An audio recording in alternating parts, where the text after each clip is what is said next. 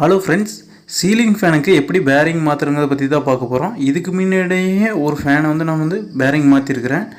இதில் பார்த்திங்கன்னா நம்ம மெழுகுவர்த்தி யூஸ் பண்ணி எப்படி பேரிங் மாற்றுறதை பற்றி தான் பார்க்குறோம் இந்த வீடியோவில். ஃபஸ்ட்டு ஃபேனோட லீவ்ஸை நீங்கள் நட்டை லூஸ் விட்டு கழட்டி எடுத்துக்கங்க. 3 சைடு பார்த்திங்கன்னா நம்மளுக்கு மொத்தமாக 6 போல்ட் இருக்கும். அந்த 6 ஸ்க்ரூவையும் லூஸ் பண்ணி விட்டு நீங்கள் அந்த லீஃபை ஒவ்வொன்றா கழட்டி எடுத்துக்கங்க. இப்போது லாஸ்ட்டான இருக்கிற லீஃபையும் கழட்டி எடுத்துட்டேன்.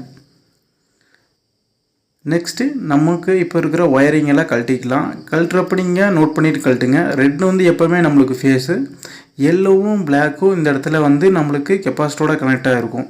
பிளாக் நியூட்ரல், எல்லோ காமனாக இந்த இடத்துல இருக்கும். இதை நீங்கள் மார்க் பண்ணிவிட்டு கழட்டிங்க. சைடில் பார்த்திங்கன்னா ஹோல்டர் கொடுத்துருப்பாங்க. அந்த கெப்பாசிட்டர் ஹோல்டரை கழட்டி எடுத்துருங்க. எடுத்துகிட்டு நீங்கள் அந்த கனெக்ஷனை டிஸ்கனெக்ட் பண்ணி கொடுத்துருங்க கெப்பாசிட்டரை.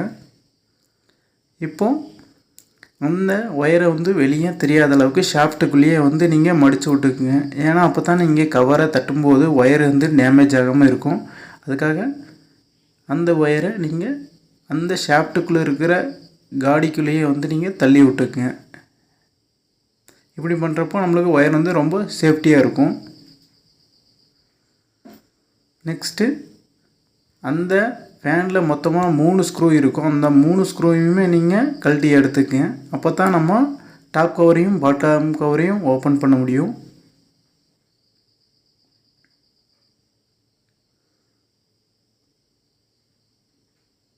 நெக்ஸ்ட்டு ஒரு கட்டையை வச்சு நீங்கள் ஷாஃப்டாக பின்னாடி லைட்டாக தட்ட உங்களுக்கு டாப் கவரும் பாட்டம் கவரும் பிரிஞ்சு வந்துடும். பார்த்திங்கன்னா தெரியுது நம்மளுக்கு டாப் கவரில் பேரிங் இருக்குது. அதே போல் இப்போ பாட்டம் கவரை தட்டி எடுக்கணும். அதுக்காக ஒரு பிளாஸ்டிக்கு இல்லைன்னா இது மாதிரி பீங்கான் மெட்டீரியல் வச்சு லைட்டாக தட்டினீங்கன்னா அது கழண்டு வந்துடும்.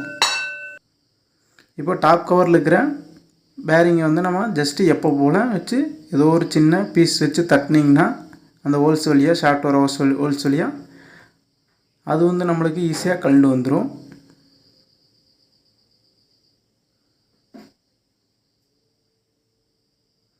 பேரிங் நம்மளுக்கு ஈஸியாக கழண்டு வந்துடுச்சு. நெக்ஸ்ட்டு பாட்டம் கவரை கழட்டணும்.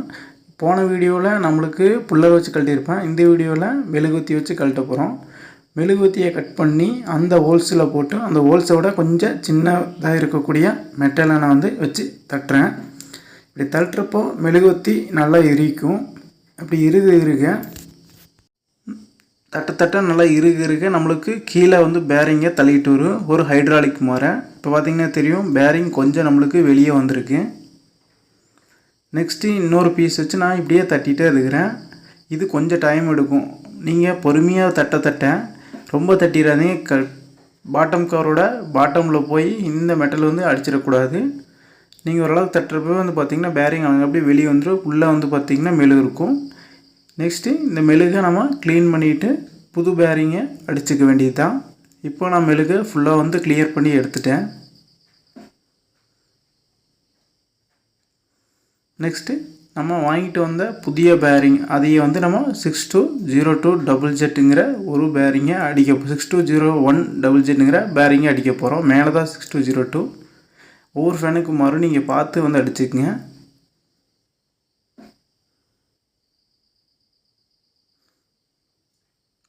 அடித்தாச்சு. நீங்கள் பேரிங் அடிக்கிறப்போ மேலே பழைய பேரிங் வச்சு அடிச்சிங்கன்னா உங்களுக்கு நல்லா இறங்கும். இங்கே பார்த்திங்கன்னா நம்ம டாப் கவர்லேயே அடித்தாச்சு. அதே போல் பாட்டம் கவர்லேயும் அடித்தாச்சு. இப்போது நம்ம அந்த ரிங்கை அதாவது ரோட்டர் ரிங்கை வச்சாச்சு. நெக்ஸ்ட்டு உள்ள அந்த காயிலில் ஸ்ப்ரிங் இருக்கான்னு சொல்லி பார்த்துங்க. அப்போ தான் நம்மளுக்கு பேரிங்கோட டைட்டாக கப்புளாக இருக்கும். அந்த ஸ்ப்ரிங்கை வச்சுட்டு நீங்கள் ஷாஃப்டை அந்த பாட்டம் கவரில் இருக்கிற பேரிங்கோடு வச்சு அடிச்சிங்க. இந்த ஃபேனுக்கு யூஸ் பண்ணுற பேரிங் பார்த்திங்கன்னா 6202 டபுள் ஜெட், 6201 டபுள் ஜெட் அப்படிங்கிற 2 பேரிங் யூஸ் பண்ணுறோம். நெக்ஸ்ட்டு நம்மளோட ரிங்கை ப்ளேஸ் பண்ணிக்கலாம். பண்ணிவிட்டு பார்த்திங்கன்னா நம்மளுக்கு எங்கேயுமே டச் ஆகலை. நீட்டாக சுற்றுது. இப்போ ஷாஃப்ட் கரெக்டாக கோந்துருச்சு. நெக்ஸ்ட்டு டாப் கவரை போட்டு நீங்கள் லைட்டாக சைடில் பிளாஸ்டிக் வச்சு தட்டுறப்போ உங்களுக்கு கவர் நல்லா உட்காந்துக்கும். இல்லைன்னா பழைய பேரிங் மேலே வச்சு நீங்கள் தட்டிங்கனாலும் கவர் உட்காந்துக்கும். உட்காந்த கடைசியில் நம்ம ஒவ்வொரு ஸ்க்ரூவாக போட்டுக்கலாம். ஓரளவுக்கு உட்காந்தோடனே போட்ட கடைசியில் இது மேலே ஏதோ ஒரு பீஸ் வச்சு நீங்கள் தட்டுறப்போ நல்லாவே ஃபேன் வந்து உட்காந்துக்கும். இப்போ நம்ம 3 சைடுமே போல்ட்டை வந்து ஃபுல்லாக டைட் வச்சிடலாம்.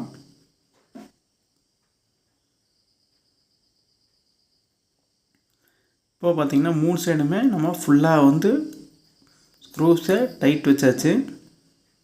நெக்ஸ்ட்டு ஷாஃப்ட்டுக்கு இருக்கிற ஒயரை வெளியே எடுத்துகிட்டு நம்ம கெப்பாசிட்டர் ஹோல்டரை வச்சு ஸ்க்ரூ பண்ணிக்கலாம். ஃபஸ்ட்டு எப்படி இந்த கனெக்ஷன் எப்படி இருந்துச்சோ அதே போல் நம்ம கனெக்ட் பண்ணிக்கலாம். இந்த இடத்துல கெப்பாசிட்டரை பிளாக்கில் ஒன்று எல்லோவில் வந்து கனெக்ட் பண்ணிக்கிறேன். இந்த இடத்துல பிளாக் வந்து நம்மளுக்கு நியூட்ரல், ரெட்டு வந்து ஃபேஸு, எல்லோ வந்து காமனில் கெப்பாசிட்டர் மட்டும் தான் கனெக்ட் ஆகிருக்கணும். அவ்வளோதான். நாம் வந்து இப்போ பேரிங் வந்து மாற்றியாச்சு. தேங்க்யூ ஃபார் வாட்சிங்.